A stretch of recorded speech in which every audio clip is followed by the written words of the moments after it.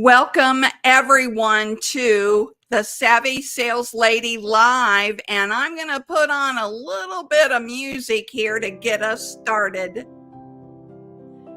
It's called Warm and Cozy Piano. So, where have I been, right? Well, in the last few months, I've learned valuable lessons, and in today's live stream, I'm hoping to impact those valuable lessons to you and explain why I fell off the social media hamster wheel.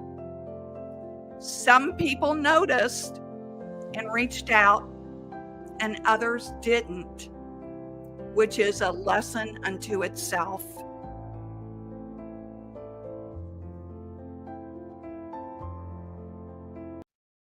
So I'll pause the music.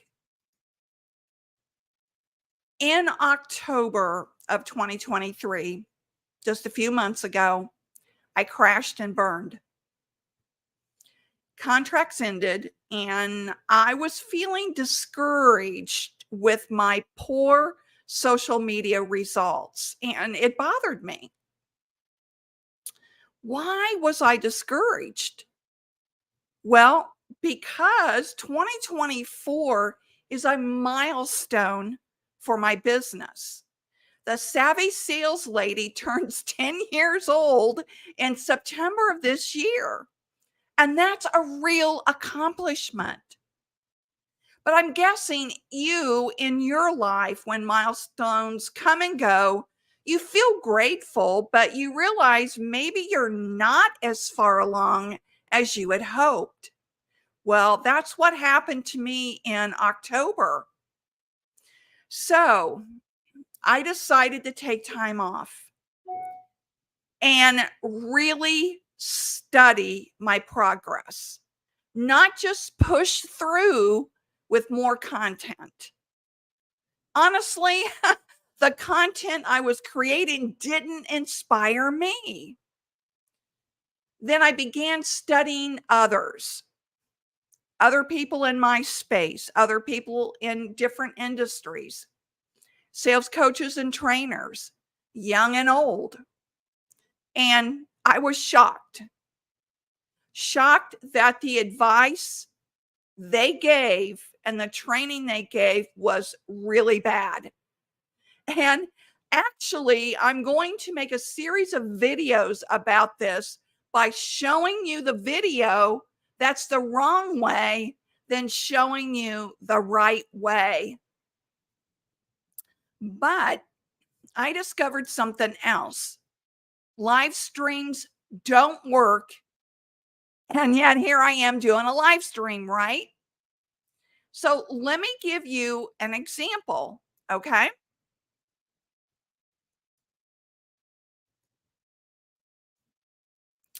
All right.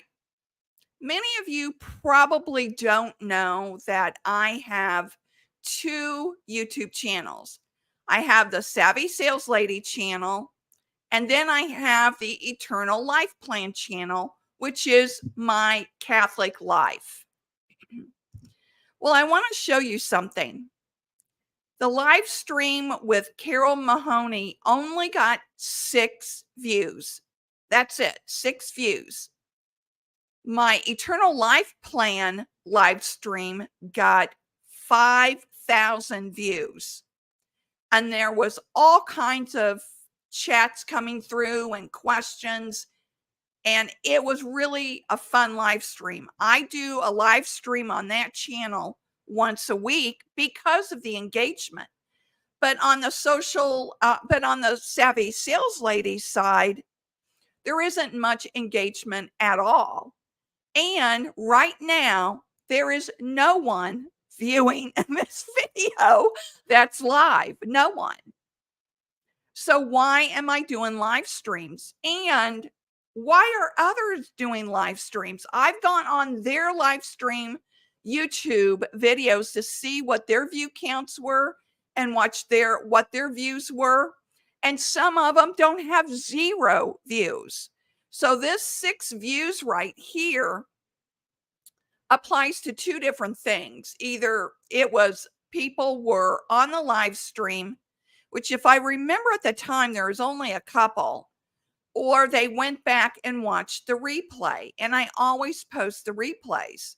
So this isn't that I wasn't pushing this content out there. It just tells me that, is there an interest? Well, sure. But there's not an interest in live stream in this space of sales training and coaching because people are at work right now. They're at lunch right now. So live streams don't work that well in this space. And I've looked at other sales influencers too, and it's not working for them either. So why do the live streams? But here is what I'm going to do live streams for.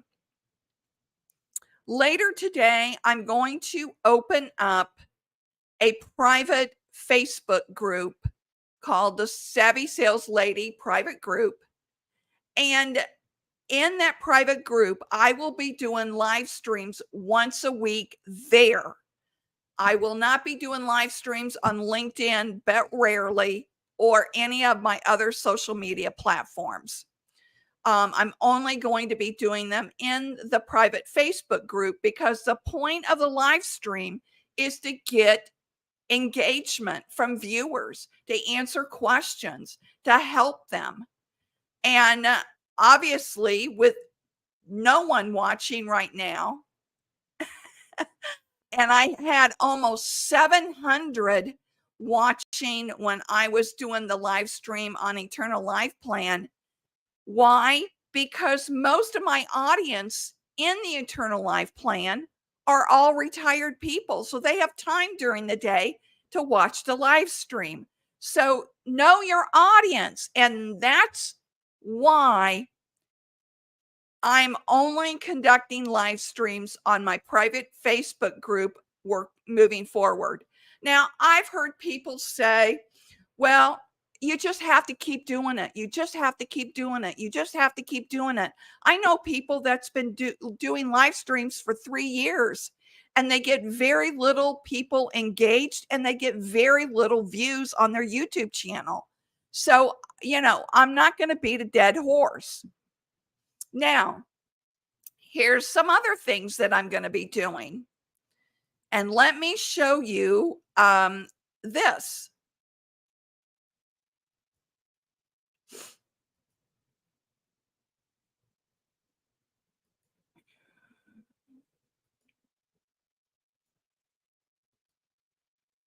Okay, this is my YouTube channel. You can see I have 540 subscribers and 414 videos. On my Eternal Life Plan channel, I have close to 4,000 subscribers. If you want to check it out, I'll put a link below in this description area if you're Catholic and you want to check out my Catholic channel. But this channel is broken down to this For You, which I don't know why they're promoting the live streams because the live streams, as you can see, are not doing that well. Here's one with Malcolm that had 16 views. I had one with Randy, 30 views, one with Christine Niles for 18 views, where on my other channel, I'm getting up to 3,000 and 4,000 views. So the difference in the audience, though, folks. So I hear you. You're not in the live stream. But here's something that has really taken off for me. And these are my shorts. These shorts, these last 3 I did, Stop Cold Call Disasters, Avoid This Mistake When Cold Calling, and Never Say This When Cold Calling. All 3 of those shorts I've done in the last 2 weeks, and they have outperformed all my other shorts.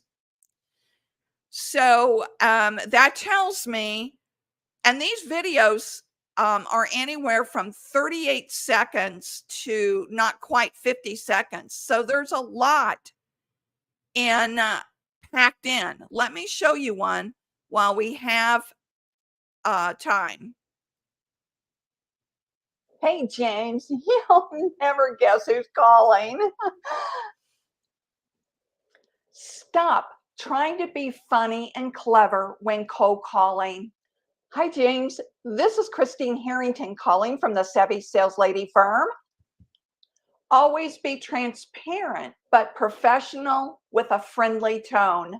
If you mess up while cold calling, stop with the gushing apologies. Always acknowledge and restate, let me try that again, in a friendly, professional tone. Do you ever do this? Stop trying to cold call while you're driving in between appointments. It's too distracting to talk and to drive. Stop cold calling disasters by using these tips and follow me. Hey, James, you'll never guess who. Okay. Now that one had 317 views and it had 12 likes. YouTube likes that you repeat watching the video, that you go on and watch another video from the same channel, and that you hit the like button. Those are all the things that YouTube likes. And if you're new to my channel, you'll want to go down and do the 30-day challenge. This has been a pretty popular one too. The beginning YouTube video has 202 views. Then day 1, 126, day 2, 93, and it kind of tailors off. But there was one on here that was really popular. Oh, it's not showing it now.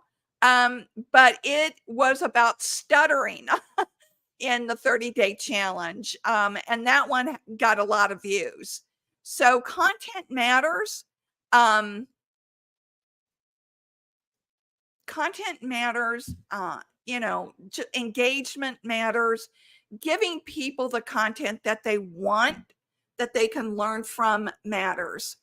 So that in a nutshell is why I kind of fell off the bandwagon in October. I really did some soul searching.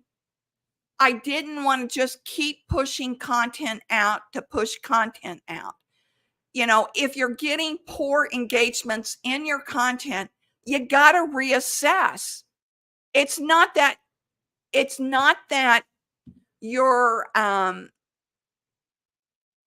what do I want to say? Okay. The key is not just pushing stuff out to push it out. And I see these silly posts on social media that I'm thinking, what does this have to do with anything that this person is doing? That were just ridiculous and silly. I don't want to be that person.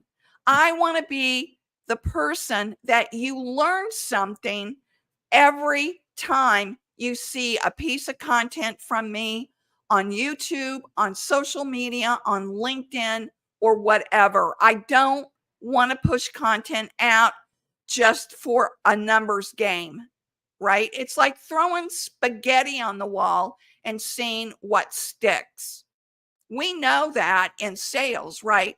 You never throw spaghetti on the wall and see what sticks. In other words, know your prospect. Does this prospect fit into your prospect mold? It's not about throwing out 2,000 emails to see who will respond. I have never bought into that at all. And yet I found myself doing it. And it doesn't work. I don't care if you do it for another 100 years. You'll probably have the same lousy results. That's why you have to be very intentional in analyzing what's working and what's not working, and stop doing what's not working. And that's what I'm doing in 2024. The other story I want to share with you is about setting boundaries. This was a real lesson I learned again at the end of 2023. And that is, I had stopped setting professional boundaries. And here's what happened. Myself and another colleague was on a phone call with someone about a business deal that we were meeting this man for the first time. He's a prominent businessman. And during the course of this call, keep in mind, we had never met, right? We're discussing business. And about every other sentence, he drops the F bomb. Now, this was not a young man. This is a man who should have known better. And he was dropping the F bomb every other sentence. And that's when I decided, you know what? We're going to end this call because I don't appreciate the F bomb. And I don't say it. And we just met. We're ending this call. And we ended the call. And my colleague and I talked about it afterwards. And she said, I'm so glad you did that. She said, I was shocked the way he was talking to us. So, ladies and gentlemen, you need to bring back your boundaries. Absolutely, you need to bring back your boundaries. That was a big lesson I relearned. And if you allow people to talk to you that way, can you imagine if we move forward with them in business? What would have happened? It had been a nightmare. So that's a red flag you have to pay attention to. So boundaries, reassessing content, reassessing the content I'm producing. That was all a part of the lessons I learned over the last 2 months. I just don't want to be pushing out content to people that just to be saying I'm pushing out content to have a presence. I believe everyone should have a presence on social media, but it has to be a quality presence. And that's my goal for 2024. So here's what you need to do next. Or let me say this again. Here's what I'm inviting you to do next. How about that? Subscribe to my YouTube channel and begin watching my recent shorts. There's a lot packed into 38 seconds, as you saw. I'll be uploading more long form video content on YouTube and short form videos as well. And it will be done at least one short and one long form every week. The reality is people love visual and they love to watch content that has meaning. So I'll see you on YouTube. And remember, sales is a journey, not a quick trip around the block. Bye-bye.